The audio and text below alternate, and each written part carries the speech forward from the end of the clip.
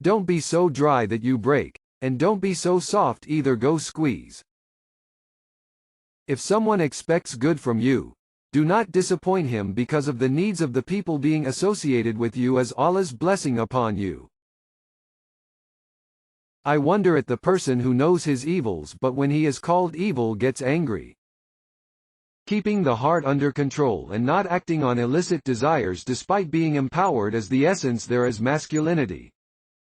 I wonder at the person who knows his evils but when he is called evil gets angry. He who believes in destiny is not afraid of the troubles that are revealed to him. A person who is not grateful for someone's favor will surely lose it in the future. The beauty of relationships is in tolerating each other's. If you search for faultless human beings, you will be left alone. Cultivate within yourself humility like a bird that keeps its neck bowed even after touching the heights of the sky. Always choose someone who respects you because respect is more special than the love. Every prayer that comes out of the tongue from which lies are stopped is accepted. Always try to avoid your small mistakes because man stumbles over rocks, not mountains.